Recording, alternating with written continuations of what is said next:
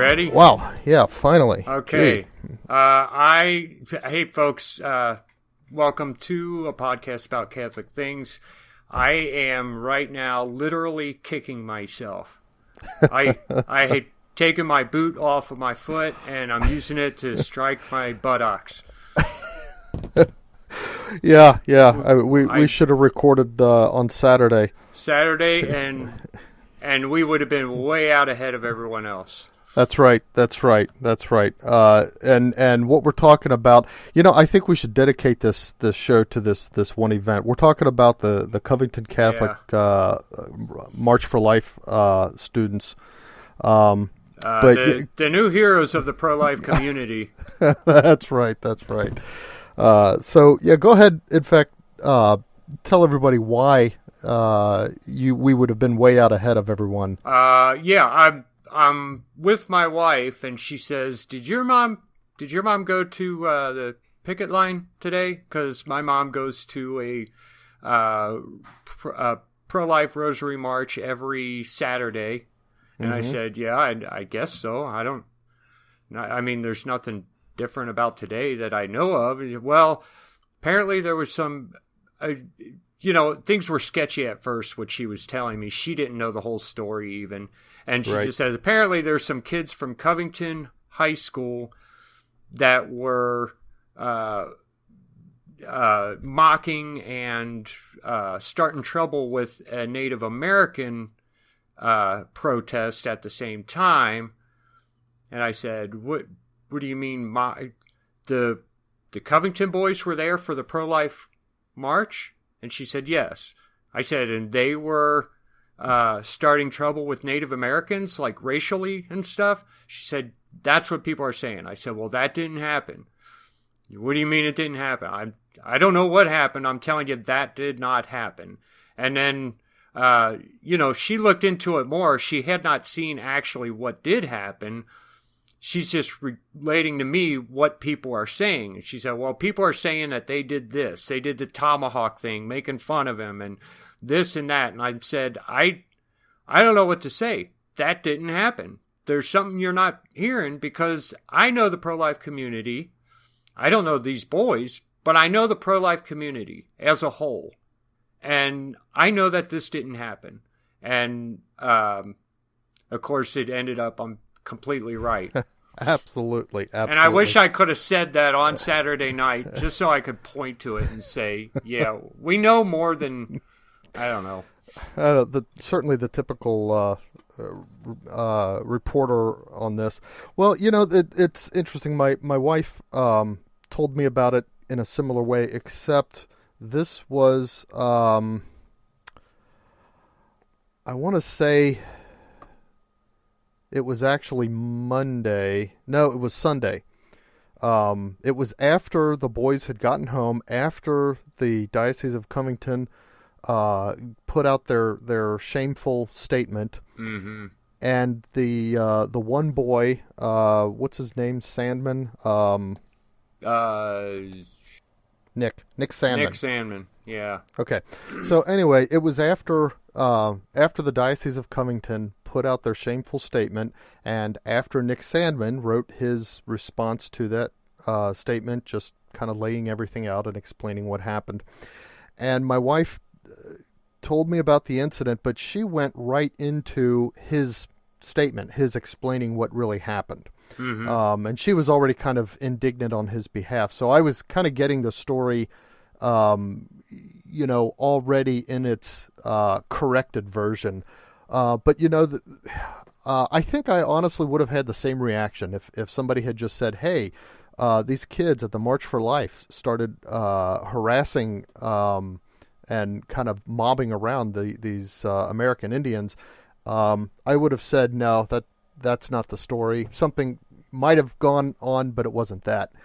And, here's the thing. We grew up kind of going to the local abortion clinic and protesting there, kind of being right alongside the sidewalk counselors who worked there and everything. And of course, we kind of grew up with this ethic of, every person. We would not have even thought remotely, for example, about harassing in the sense of bad talking or bad mouthing any of the women who went into the clinic. I mean, we grew up with this mindset that they were victims just as much as the babies. That everybody who walks into a Planned Parenthood is a victim of some in some manner. Right. But they had these. We called them death escorts. This group of gals who would stand outside the clinic. Yeah. And if they perceived a woman walking in who might be going there to either inquire about abortion or if maybe she had one scheduled or whatever, they would rush out and surround her and shuttle her physically in through the gates where people couldn't any longer reach the woman. They would talk loud so that the woman wouldn't be able to hear what anybody said to her, and they would prevent the woman from being able to receive or accept literature from anybody who might be trying to hand her something. I mean, if you kind of if you were to envision a kind of a metaphorical bear trap kind of reaching out and snatching the woman, you really wouldn't be that far off from how these death escorts acted. And the counselors who had, some of them even certain training on how to try to approach these women who are going into the clinics, the language is such that, hey, we have options for you. We can, if you don't have to have an abortion, we could help you not have an abortion. Things like that. Things like baby killer. That wasn't. But yeah, that wasn't used right. Exactly. But here's the thing. So these death escorts. I was a young a teenager, a little bit of a punk, if you will, and I would engage these death escorts. And so there was one day when I engaged one. Not, the level was not at a level that you could even call name calling, but it was less than 100% charitable. Okay, there's me, young teen. Now here's the thing: the other pro-lifers called me out on it. Yeah, because that's how they are. Right. So as a crowd, and it's I remember once at the protest there was.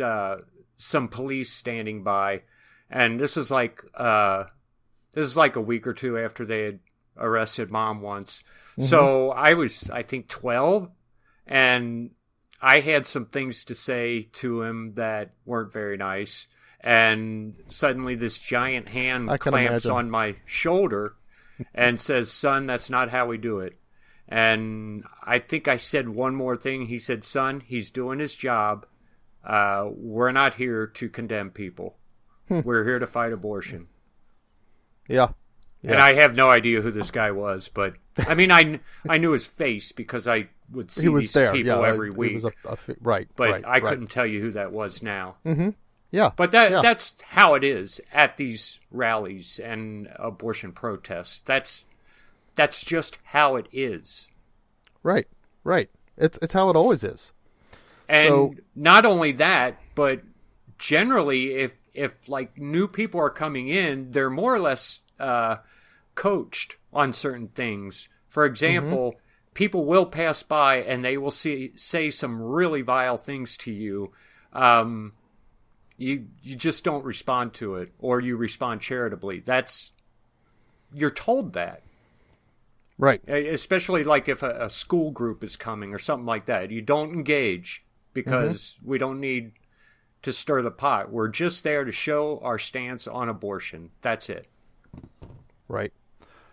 So, yeah. And these various school groups who make it a point to make it to this the March for Life in January, they also, I'm sure, coach the kids ahead of time on what to expect, on how to respond to hecklers and others. Yeah.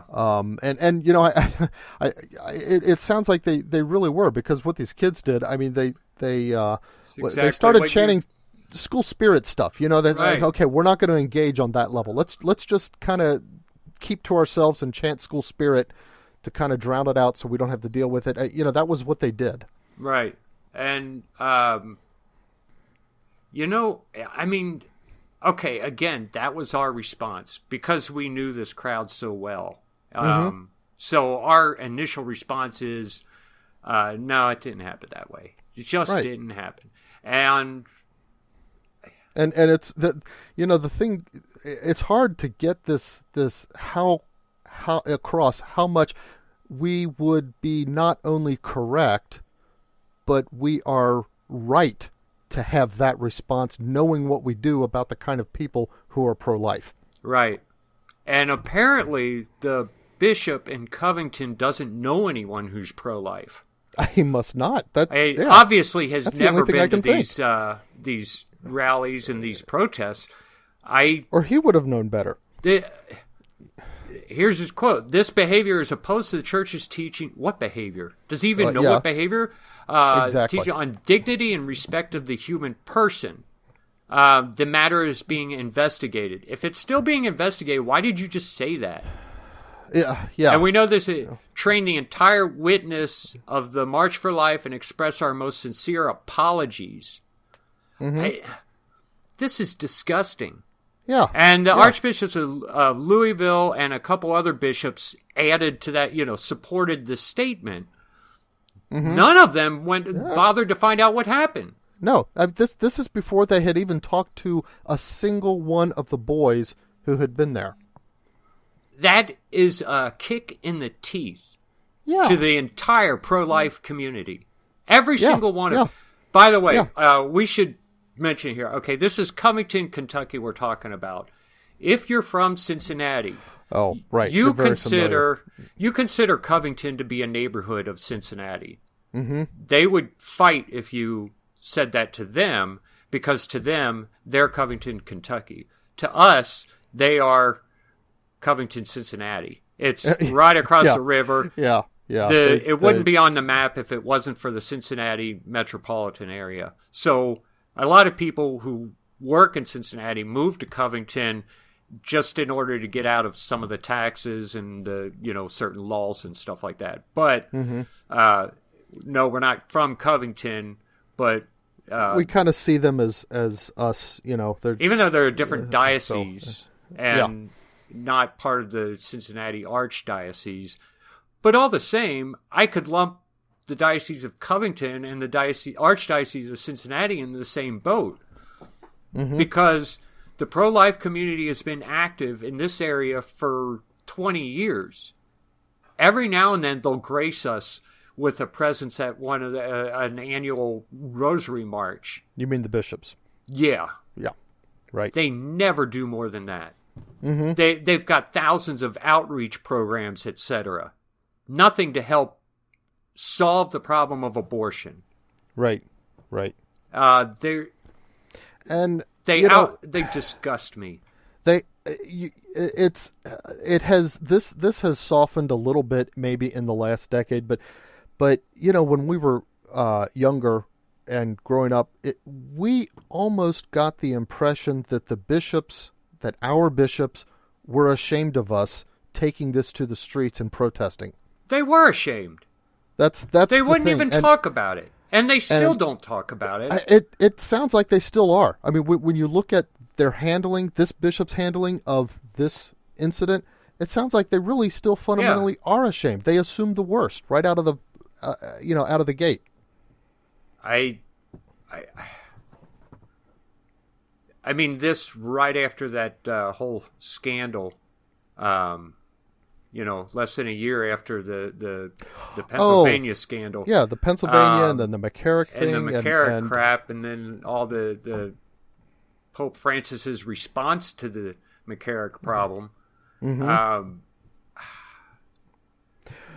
I honestly think that this kind of stuff is almost of a kind. I think the same kind of, we don't want to make noise, we don't want to draw attention to ourselves, we don't want to be seen by elite the powerful people in society as out there. I'm putting air quotes on that. That caused them to try to cover this up, that caused them to turn a blind eye towards a growing and festering ethic of sexual misbehavior among the priests. I think that same thing is what allows them to treat the pro-life movement the way they do. Yeah, and right now, I'd say the Catholic Church as a whole, because a lot of these worthwhile endeavors are run and managed by the laity. Yeah. And on a whole, the Catholic Church, the body of Christ, reminds me of that part in Scripture where Jesus had pity on the crowd because they were like sheep without a shepherd. Mm-hmm. And that's going on right now. Yeah. Yeah, that's a good point. I hadn't even thought of that. Right. We feel very much like sheep without a shepherd when we're left to try to work these things ourselves. We get hardly any support at all from the hierarchy of the church. And then, incidents like this, it's like, okay, it's one thing if you're going to ignore us and kind of turn away and be ashamed of us, but then to come out and condemn us, kick us under the bus, and this is like throwing him to the wolves. Yeah, the shepherd exactly. Throwing his sheep to the wolves. It's disgusting. Exactly. There's the initial response, the initial impulse, at least, should have been to try to be protective of these boys. These are sons of the diocese. Right. The bishop should have tried to say, wait a minute, guys. Believed them, you could have said something like, well, boys are rash. Boys will be boys sometimes. Yeah. Or that was the time to maybe say, well, you know what? We're going to look into it and we're going to talk to them and find out what happened, and then we'll let you know. Guess what they're saying right now? Yeah, that's what they're saying now. That's right now what they owe is an apology. Right. But they were quick enough to condemn the boys before they had the story. Now they kind of do have the story. There's 500 videos of what really went on, and we're investigating. Yeah. We're going to investigate, all right? Yeah, we want to investigate so that we know exactly how much crow we have to eat so that we don't eat any more than we have to. That's what they're investigating. Yeah, but they're not going to eat any crow. Yeah, they're going to try not to. Even now, we've got this idiotic priest on CNN. What the heck is his name? There's one priest who even continues to condemn the boys, doesn't he? Yeah, I'm looking for his name. Beck. Something Beck. That's right. Something Edward Beck, I think. So his response is... Father Edward Beck. Yeah, that they shouldn't have had the mega. They had no right to wear the mega hat. Yeah. Okay. Okay, seriously. Get this. He's saying there are more issues than abortion in the pro-life movement. If I said, aside from abortion, what other issues are there in the pro-life movement, what would you come up with? Okay, maybe suicide and euthanasia. Suicide, euthanasia, kind of. It's like kind of capital punishment. Maybe. Maybe. I don't really think of it as that, but maybe stem cell research. Yeah. You know what his issues in the pro-life movement are? The ones that involve killing people, certainly. Okay. Right. What did he say? Death, immigration, the environment, and climate pro-life change. Issues? These are part of the pro-life. This is part of the pro-life issue. This is worse than Cardinal Bernardin was when he tried to diffuse the pro-life movement with his seamless garment rhetoric. What the hell is going on with the church? Yeah, exactly. This is terrible. Yeah, it's. I don't even know what to say about this. It's so bad. Mm-hmm. They should. They should. I'm just telling you. Someone mentioned that the parents are suing the archdiocese. Right. Which I'd like to see that. How else do you make them behave? Yeah, answerable for these kinds of things? How they should answer for this? They should answer for this by I don't. They shouldn't be a bishop anymore. I could tell you that much. Yeah, what the Diocese of Covington owes these boys and their families is not just an apology for how they completely botched their initial response. They owe it to these boys and these families to stand up and say, we're proud of how they handled a difficult situation. These are high schoolers. Yeah, because when I was in high school, let me tell you, that guy would have had a broken nose. I wouldn't have done that at a pro-life rally because because the people around me would have stopped me. Right. But right. It was admirable. Yeah, they should be held up now as the classic example. This is what you're supposed to do. Exactly. And even to this day, they're having to defend themselves against these priests and bishops. Yeah, I mean, it's one thing, you know that there are just certain people out there who are going to be willfully ignorant and not get it. Yeah.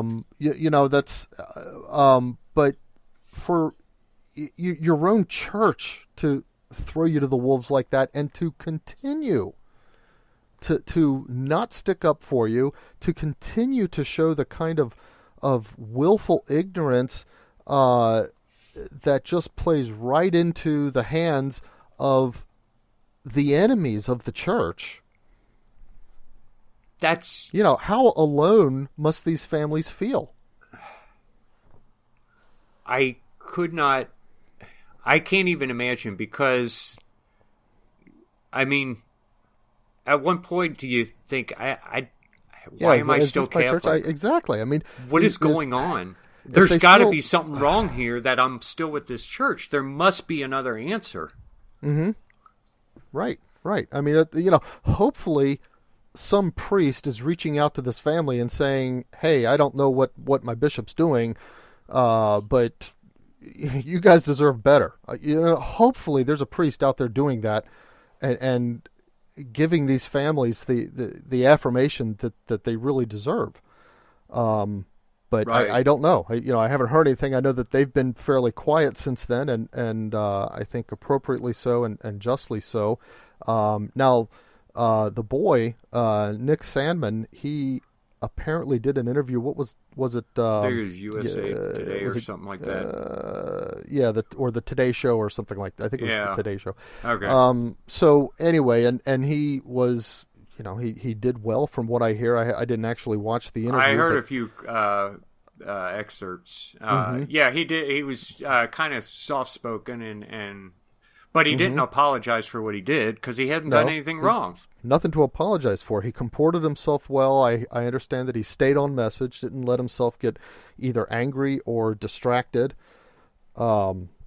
So, I mean, again, and knowing that this isn't a local Catholic station that has gotten his story and wants to, be friendly and set the truth right. This is a secular environment. He knows that there may be a little bit of hostile intent here.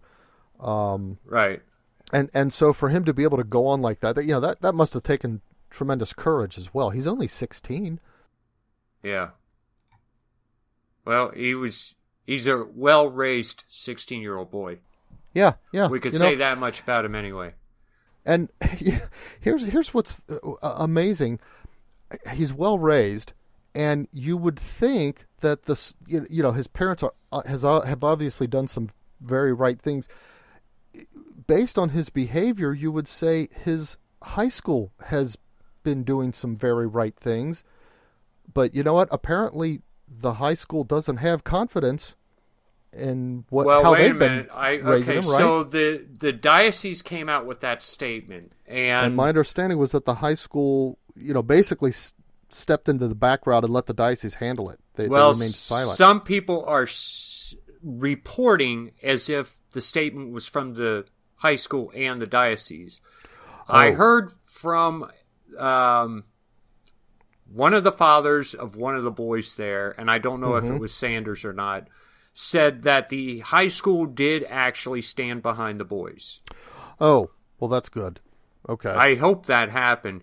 No, I don't see anyone reporting that, but except this one guy who had called into a talk show and mentioned that, no, the high school did stand behind the boys.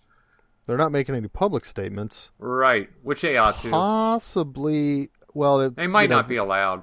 I was just going to say, they're a Catholic high school, and they might be constrained by orders from the diocese. Yeah. So... I don't know. Hopefully, we'll see. We'll get a picture of that and how that is. But how do people continue? This is the kind of stuff that drives people into other religions and other churches. And honestly, there are plenty of Protestant pro-lifers out there too. It's kind of interesting. I should actually try to look up and see how Protestants generally are responding to this thing. I'd be curious. Yeah, I have not. The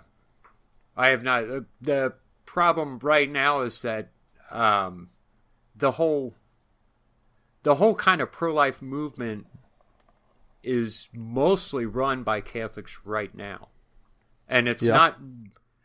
But it depends on what you mean by movement. And when I say movement, I think of the picket line. Mm-hmm. Yeah, there are other things that are happening activities that have nothing to do with the picket line. And a lot of that is being run by people that I shouldn't exclude here. But I only know the people on these picket lines and people like the Right to Life centers, stuff like that. Mm-hmm. And it seems like a big portion of it is run by the Catholic laity. Mm-hmm. Every now and then you see a priest. You don't ever see bishops. You never see a bishop involved, right? And the church never gives them any money that I know of. Mm-hmm. I mean, they have these charity events and stuff, but I've never heard of the church actually giving them money. Right. I know there are a lot of Protestant pro-lifers, though, who are actually in the movement. We don't see them on the picket line because the picket line is turned into a kind weekly rosary march. Right. So you wouldn't see them. Right. But a lot of times you drive by, even on weekdays, on these, you could go by on a weekdays and you'll see people out there with signs or sidewalk counselors, things like that. A lot of those people are Protestants. Oh, okay. Okay. They just don't go on that particular weekend day that is also always a rosary. Right. So I don't know. I don't want to say something when someone's like, "Dude, hey, wait, I go there all the time." Yeah. Well,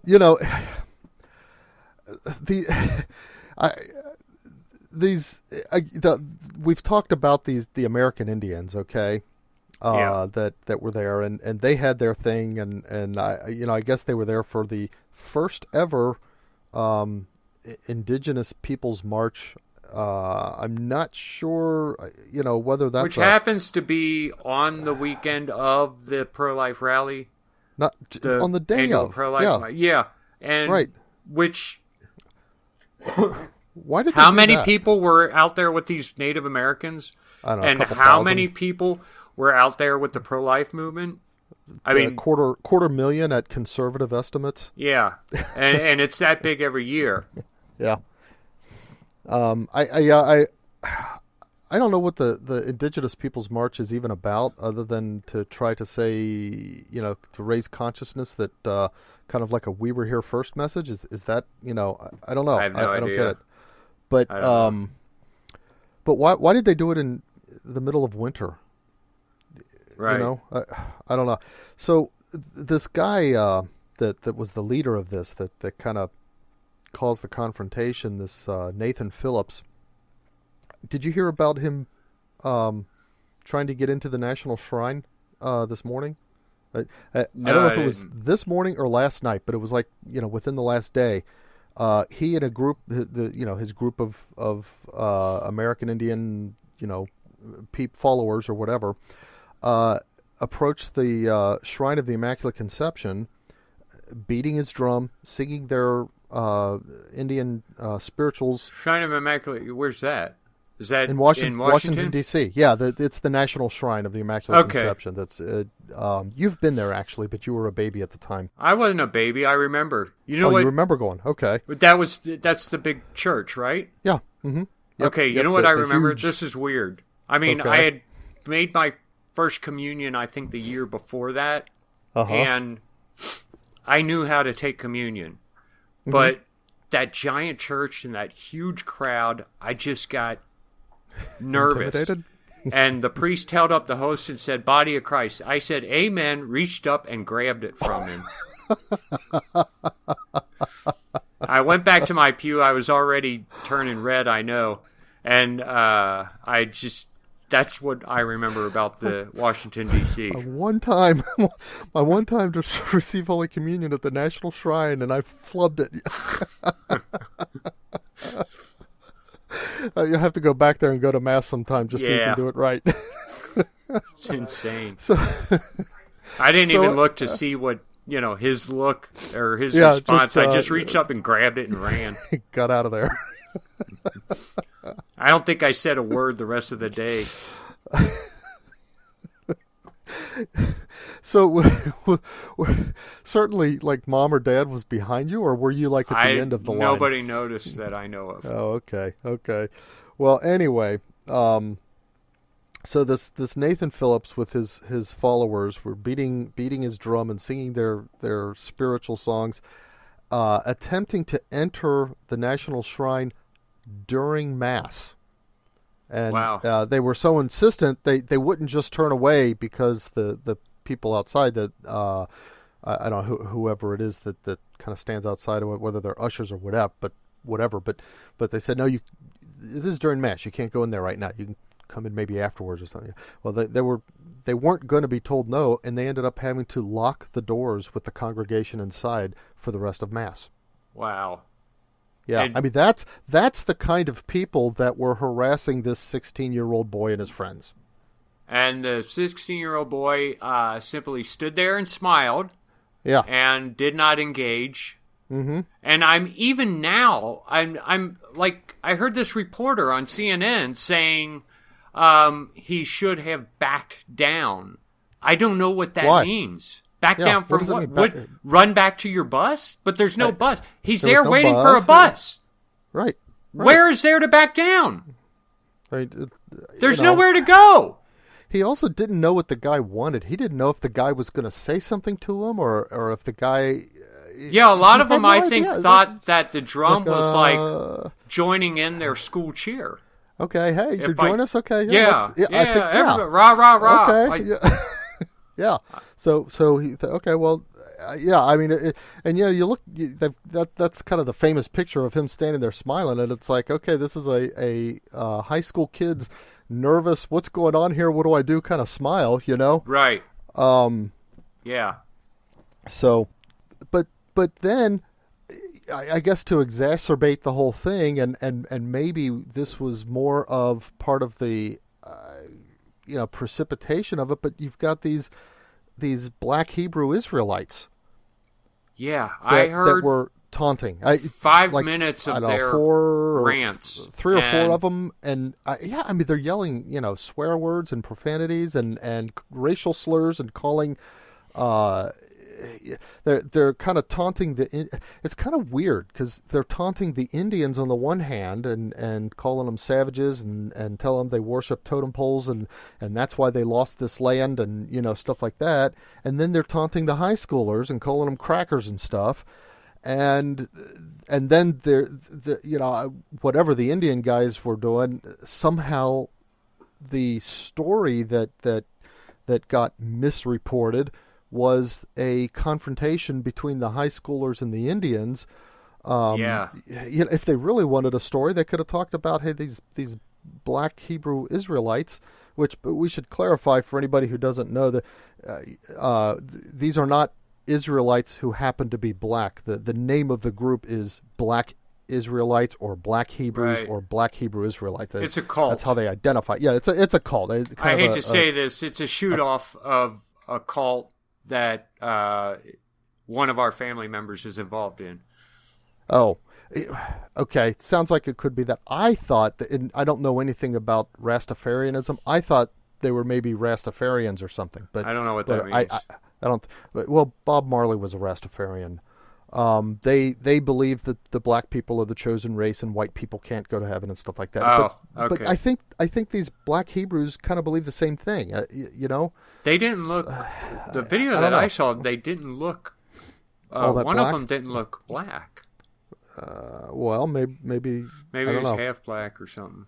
Could be. I don't know. Yeah, I don't know. The whole thing was so bizarre. Yeah. It's and here's the thing.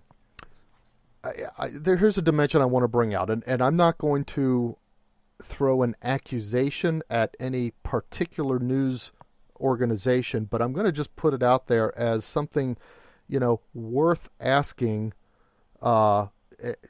In the vague, could this be some news organization? Every year, hundreds of thousands of people, at least 100,000. I think this was estimated to be the biggest year yet for the March of Life. Mm-hmm. And like I said, conservative estimates, 250,000 people. Every year, at least 100,000 people go out there. They've been doing this since the very first anniversary of Roe v. Wade. And I think they got a few thousand marchers that first time.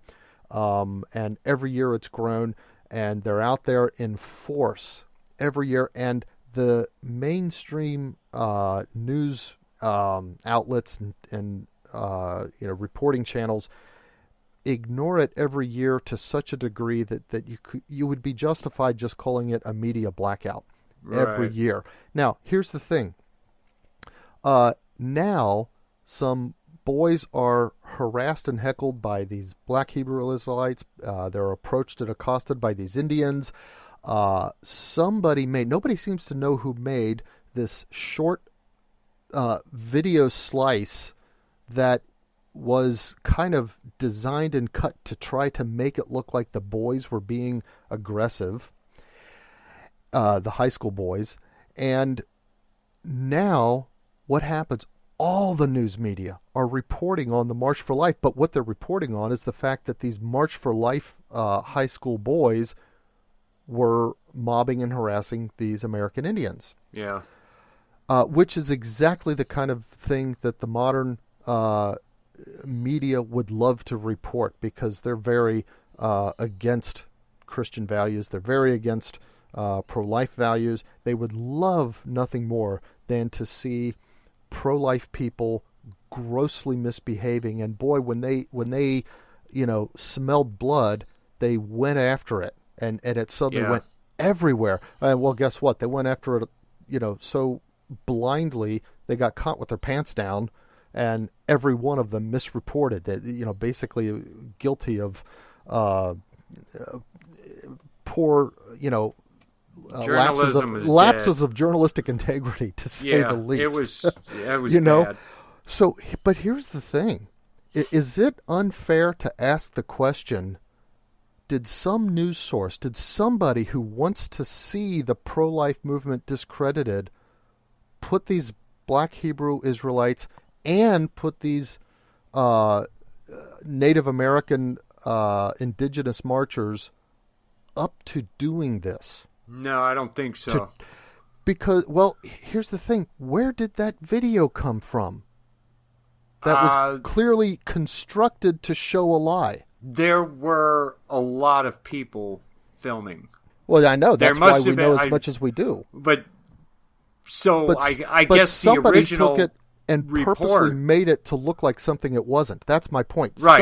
Some reporter purposely did that. lied. But the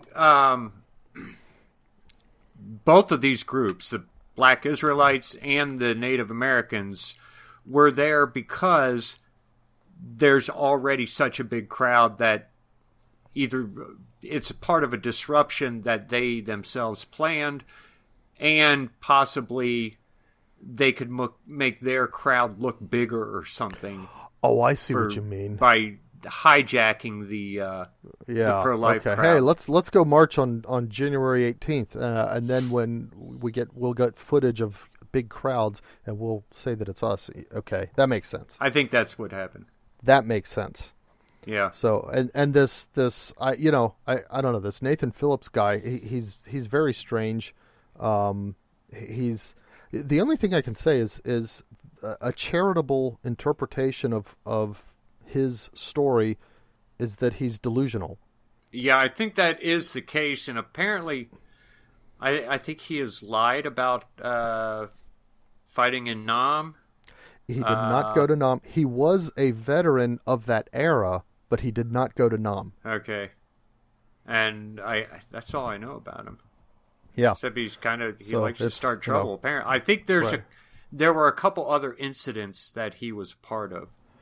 Well, and interestingly, there was an incident. I want to say maybe in Michigan, but where he kind of almost did the same thing. There was what he claimed was a fight brewing between a couple of groups. I don't know if this one of them was a pro-life group like this or not, but he did kind of the same thing. He walked up and beat his drum and started singing, American Indian spiritual songs, and kind of placed himself as the intervener, to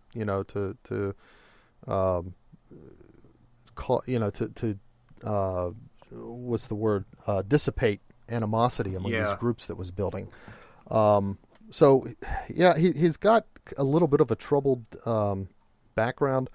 I know that somebody talked to the tribe that he belongs to, and they, in as nice a way as possible, they kind of said, "Yeah, he's out there. We're not really sure about him. He's one of us, but he's not really with us."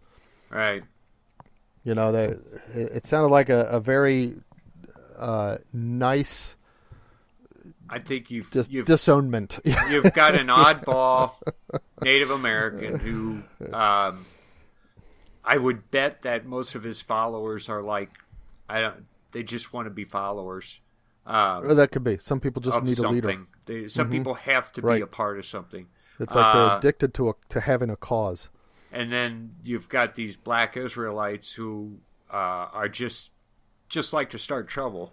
It sounds like it. They're hateful people, and I saw a very small section of the video of what they were saying, and I heard one girl said, "Why are you guys so angry?" And then they went off on another rant and cussed more and said all kinds of vile things, and then you got these pro-life high schoolers who are just kind of standing there, not doing anything. Yep, not engaging. Kind of, really being models. Yeah, definitely models that I hope that the rest of the church could look at and say, this is how you should parent, and this is if you're a parent, and this is how you should behave if you're a young man. Mm-hmm. Speaking of young men. What? See, we were originally planning to talk about the Gillette commercial. Oh, that's right. We still have to do that. Yeah. Okay. Did you? Yeah, we'll talk about that some other time. I have seen it, and finally, I just kept hearing about it, and finally, I looked at it. I thought this commercial's stupid, among other things. Yeah, I'm trying. I kind of. Put it in a light that was definitely not quite what they intended. I did a review of it that basically said, "Hey, look at all the guys that are what they're calling, toxic. They're all acting in packs. None of them are standing out. None of them are taking charge. None of them are acting like real men." Right. And then the guys that step up and actually take control of the situation, they're dominating. They're standing up. They're leading. They're acting like what we would call real men. Okay, Yeah. so what's your point? I don't. I don't know what even the point of the commercial is, other than to try to say that for a whole generation there aren't any real men, and we need some real men. I don't know. Yeah, that's kind of how I'm spinning it. You know. Okay. So. Well, but I know that there are. We'll other do people that a show on that maybe next week, and we'll talk about manhood in general and what it means to be a real man, and that. But that's our current event for this week. Is what was his name? Sandman. I thought it was Sanders. No, it's Nick Sandman, Sandmann, like Sandman. Yeah. Yeah. Okay. Hats off to Nick Sandman and his parents. And it sucks that the diocese didn't stand with them. Parents, you should be proud. That's all I got on this. Yep, that's all I got. All right, so thanks for listening. We're sorry we didn't get to... What's that? We have time for any current events? That was a current event. Well, I know it was a current event, but are what other current... there's a bunch of current events out there. There's a bunch, but you know, here's just to kind of lighten it a little bit. I've got a few items of note. Oh, okay. For one thing, in Germany now, in the town of Friedberg, they are so enamored with Elvis Presley that their traffic lights have silhouette images of Elvis in some of his classical stances. The walk light is him doing his kind of the classical where he's up on his toes. And the stoplight is him kind of face forward, you know, with a mic stand singing, you know, one of his songs. Really? Yeah, seriously. Is this like what would have been Western or Eastern Germany? Oh, I don't know where Friedberg is. Let's see, maps.google. It's just north of Frankfurt. Luxembourg, there's Brussels. That would have been... It's like right there in the middle. Yeah, I'm thinking though... That would have been more Western Germany. I'm thinking that would have that's in what, you know. I don't think it matters anymore. I think Germany. Well, I'm just saying, if this was in a part of Germany that was heavily censored, and suddenly they find this guy, because the novelty of it, and they've never, possibly in the past couple years, it was like, you know, because America was. Obsessed with him for quite a few years. Yeah, well, since he died in '74, right? Did he? That's the year I was born. Unless you believe some of the conspiracy theories. Maybe he didn't die. I don't. See, when did Elvis? You know what? I typed. We should fake Elvis's second death. Nope, I was wrong. 77. I was off by 3 years. Okay. Well, I was 74. Alive when he died then. 74 was the fake death. 77 was the real death. You know? Huh. He was born 2 years before Dad was in 35. They really like it. That reminds me of that that documentary about what's that singer's name? That guy. That place in South Africa where he had been real popular. He only had 2 albums. This place in South Africa, he was really big in. Everybody knew him. Everybody knew all his songs. But there were all these rumors about him being dead. And they were doing a documentary to kind of talk about his life a little bit, and they found out he's still alive. So they finally got a hold of him, and he went back and did a couple tours there. Oh, okay. That's kind of cool. Yeah. I don't know why I can't... See, this happens to me all the time. There's something that I just can't think of the name of this guy. Anyway, okay, so they really like Elvis. Yeah, they really like Elvis, so he's on their traffic lights. It's kind of funny. We should post a picture of it on our on the Yeah, the we'll website. we'll find pictures and post them on there. So apparently, you remember? I don't know if you remember when we were little. Dad wanted to build this really big snowman, and we kind of in the back behind the barn, we rolled the snow so big that we just couldn't even roll it anymore. Yeah, it gave me nightmares. We got like 3 or 4 of them, but then there were, I don't know how Dad thought we were going to stack them. We couldn't lift them, so they just kind of sat there all winter as things to hang out. Well, somebody built the snowman, and I tell you, I'm looking at the picture. The snowman is taller than the porch roof. It looks like, it looks like the one Dad meant to build. But here's the thing. Somebody decided that they were going to vandalize it and just ram into it with their car or their maybe it was somebody out with a plow or whatever. But I think it was a plow. I don't know. So they thought they were just going to ram this thing down and knock it down. Well, it turns out that the person actually built the snowman over a huge tree stump, which was inside the base. So did they mess up their plow? I don't know. I think they probably did. If they weren't using a plow, they definitely messed up their car. Do you remember the year I buried your car? You probably didn't even notice. I probably went out and dug it out and didn't even realize. I was so pissed off.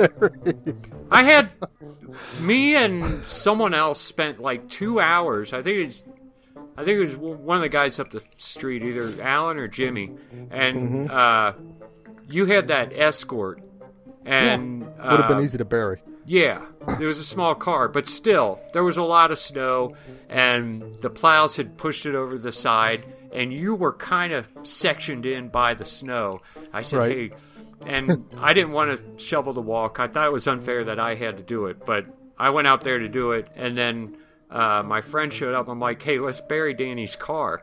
We completely buried your car. You couldn't see any of it. Couldn't even get in the door. You had to go to work. You came out. I mean, you felt for the door, opened the door, got inside, started it up, and drove away.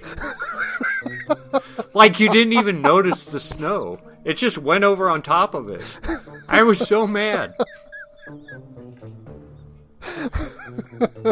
That sounds like something Dad would do.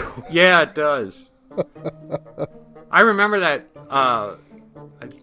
I remember kind of vaguely having this giant snowball that it took like 6 people to roll that you guys had made.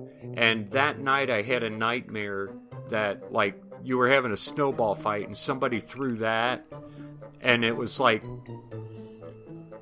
it stuck over their head. So somebody had this giant snowball stuck over their head and they couldn't breathe, but nobody could get the snowball off them. Oh, man. It's a weird dream, but I still vividly remember that. Wow.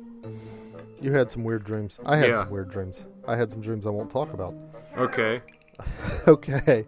So, there's another interesting bit. I guess there are these cameras that people buy. They're called Nest cameras, and I guess they put them in their living room, and maybe they or they can use them for like baby monitors and stuff like that.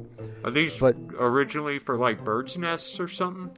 No. Okay. These are for houses. Okay. Well, they've been hacked, and so a family, was just kind of minding its own business.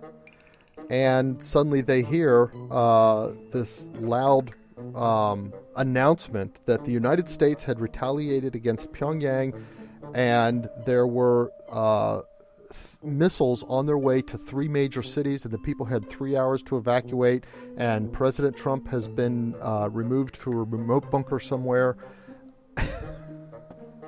Where was this happened to one family or a whole bunch of everyone who was hacked? I think it only happened. I think it happened to a family, but I think it happened to like multiple individual families who didn't bother to change the default password on the device. I think it's that kind of a thing. And so somebody manages to get access to their Wi-Fi because they don't change the password on their router either. and then they find their this Nest camera, which also has speakers, and then they load this thing and start throwing out these alerts and stuff like that. And then what happened? Well, eventually they figured it out. Chaos ensue, or did what? How is that a story? I think it's just funny. I guess it's funny, but I like the fact that somebody reported that. I would have thought, okay, something came of it. Like there was a town that was destroyed. No. This is just Okay. a light, just kind of a incidental. Okay. Probably on the same order as my next and last one, which is this. In the United Kingdom, British police, they ticket cars that don't have a parking pass. Well, I guess a car got ticketed because the front windshield was too covered with pigeon poo to see the parking pass. Oh, he had a parking pass, but they couldn't see it because they couldn't see it. Couldn't they have scraped off a little bit? They could have, but Lazy police. These are British police. Police, period. Well, and even though the couple appealed the fine twice, but they're still being told to pay up. Really? I wonder how much of a ticket it is. It's like $200. $200? Yeah. That's a lot. I know. Yeah, I guess I might fight that. It's kind of a big deal. Yeah. Oh, well.